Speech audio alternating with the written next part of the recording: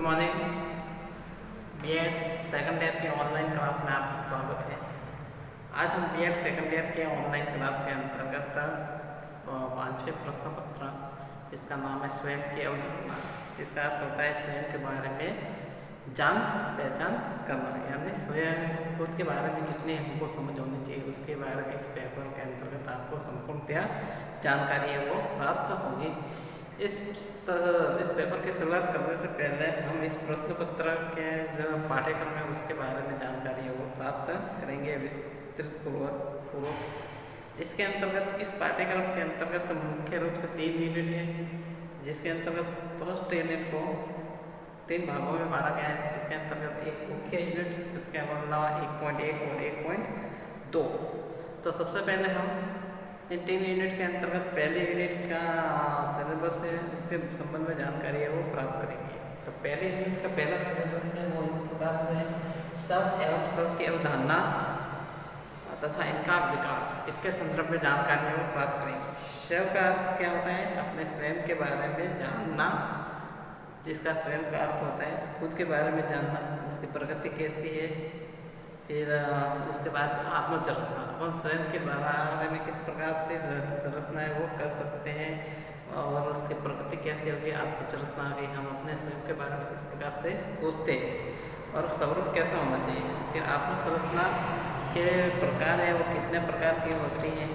उसके बाद में आत्मचरसना को प्रभावित करने वाले कौन कौन से तत्व हैं। आत्मचरसना को किसी न किसी मुख्य तथ्य को प्रभावित करने वाले बहुत महत्वपूर्ण तथ्य होते हैं। इसी प्रकार आत्मचरसना को भी प्रभावित करने वाले महत्वपूर्ण तथ्य हैं वे कौन कौन से हैं। इस यूनिट के माध्यम से हम संपूर्ण जानकारी वो प्राप्त करेंगे।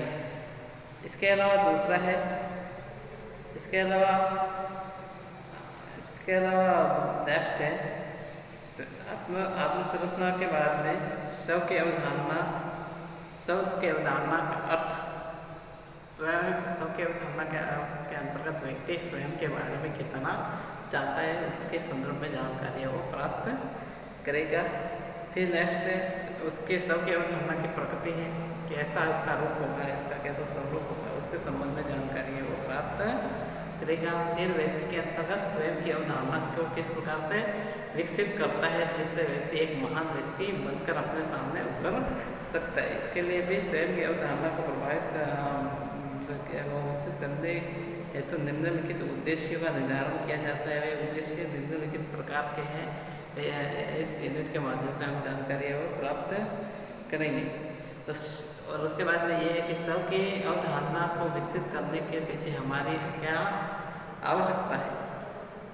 व्यक्ति स्वयं को जब तक नहीं पहचान पाएगा व्यक्ति आगे नहीं बढ़ पाएगा। तो ऐसी स्थिति में स्वयं की पहचान व्यक्ति के जीवन में एक बहुत ही महत्वपूर्ण भूमिका निभाती है। तो हम कह सकते हैं कि स्वयं की अवधारणा को विकसित करने के लिए उसकी हमारे जीवन में काफ़ी महत्वपूर्ण आवश्यकता है और उसके महत्व भी हमारे जीवन में काफ़ी उसका महत्व है। इस प्रकार से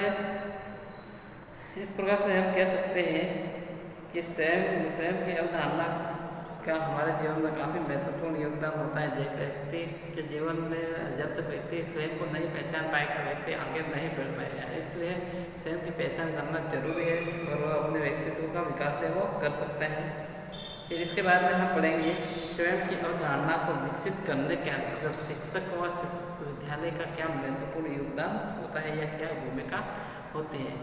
तो एक अच्छा शिक्षक वही होता है जो अपने छात्रों को स्वयं के बारे में जानकारी है वो अच्छी तरह से छात्रों को दे सकता है। किस प्रकार से छात्रों के विभिन्न प्रकार से कमजोर छात्रों को स्वयं की प्रति इस प्रकार से दे सकता है कि उसको और अत्यधिक मात्रा में शिक्षा के क्षेत्र में आगे बढ़ा सकता है और उसके कोई भी शक्तियों को वापस से पुनः उत्सर्जित कर सकता है।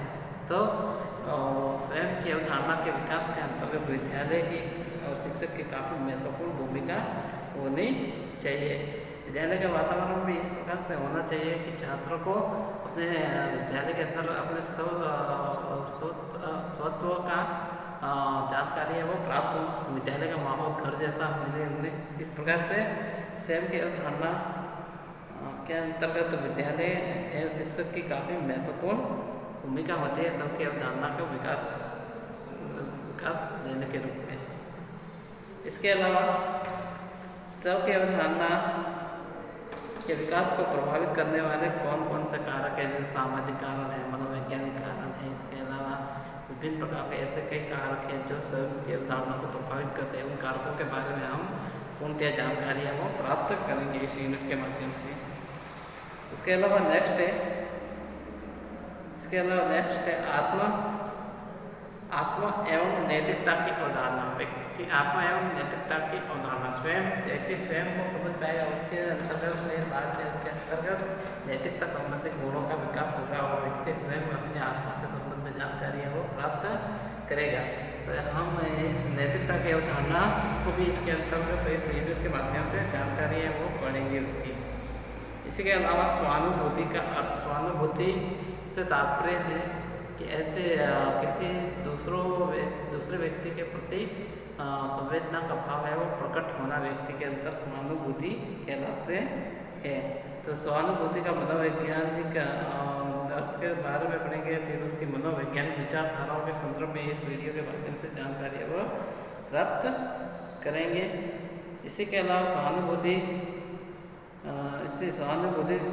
की अवधारणा के संबंध में जानकारी प्राप्त करेंगे। साथ ही सहानुभूति को विकसित करने के लिए निम्नलिखित उद्देश्यों के संबंध में भी जानकारी है वो प्राप्त करेंगे। इसके अलावा सहानुभूति का हमारे जीवन में क्या आवश्यकता है और उसका क्या महत्व है, उसके संदर्भ में भी जानकारी है वो प्राप्त कर सकेंगे। और सहानुभूति के विकास में शिक्षक और विद्यालय की भूमिका के बारे में भी इस वीडियो के संदर्भ में हम जानकारी है वो प्राप्त करेंगे। किस प्रकार से शिक्षक अपने छात्रों के अंदर नैतिकता, स्वयं को पहचानने की शक्ति एवं आदि गुणों को विकसित करके छात्रों के अंदर अपनी सहानुभूति के भावों को प्रकट करता है, इसकी जानकारी है हम पूर्णतः प्राप्त कर पाएंगे। इसी के अलावा सहानुभूति के अलावा आत्मवर्णन एवं अवधारणा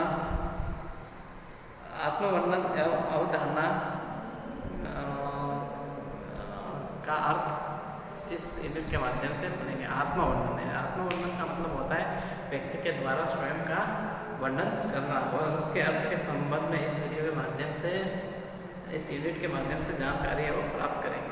इसके अलावा आत्मवर्णन के व्यक्ति के जीवन में क्या आवश्यकता है। व्यक्ति जब तक स्वयं को नहीं पहचान पाएगा और किसी भी प्रकार से कोई वर्णन है वो नहीं कर पाएगा, व्यक्ति स्वयं को पहचानेगा, उसी के बाद में वह अपना वर्णन है वो कर सकेगा और हर क्षेत्र में आगे बढ़ पाएगा। इसी के अलावा आत्मवर्णन के साथ नहीं आत्मवर्णन की आवश्यकता क्या है हमारे जीवन में, उसके उद्देश्य कौन कौन से हैं, उसका महत्व क्या है, ये सभी के सभी जो टॉपिक है हम इस यूनिट के माध्यम से विस्तारपूर्वक अध्ययन करेंगे जब भी का क्रम आएगा ऐसे स्थिति में। इसके अलावा आत्मवर्णन के संदर्भ में शिक्षक व शिक्षालय या विद्यालय की भूमिका के संदर्भ में जानकारी है वो प्राप्त करेंगे। आत्मवर्णन किस प्रकार से शिक्षक व विद्यालय के द्वारा छात्रों के अंदर संदिग्ध किया जाता है। इसके अलावा नेक्स्ट पॉइंट है इस यूनिट का वो है सामाजिक संबंधों के निर्माण का महत्व। हमारा व्यक्ति जब समाज में आता है तो वह तो व्यक्ति जब समाज के अंदर जन्म पैदा करना तो वो सामाजिक होता है न असामाजिक होता है। ऐसी स्थिति में जैसे जैसे वो समाज में बढ़ता उसका लालन पालन होता है तब धीरे धीरे उसके अंदर संबंधों की समझ है वो आती है और इस प्रकार से संबंधों का निर्माण है वो होता रहता है और उस संबंधों का निर्माण होने के बाद में उसके महत्व को भी हम इस यूनिट के माध्यम से जानकारियाँ प्राप्त करेंगे। इस प्रकार से यह यूनिट जो फर्स्ट थी उसका सिलेबस था। इसके बाद में हम कल आगे इस यूनिट के अंतर्गत 1.1 है उसके संबंध में जानकारी है वो प्राप्त करेंगे, जिसके अंतर्गत आत्मसम्मान है, आत्म पहचान है, विकासात्मक प्रक्रिया तथा शिक्षक के व्यक्तित्व के संबंध में जानकारी है वो दूसरे यूनिट के अंतर्गत सिलेबस में दी जाएगी। इस प्रकार से आज की क्लास में इतना ही। आपका बहुत बहुत धन्यवाद।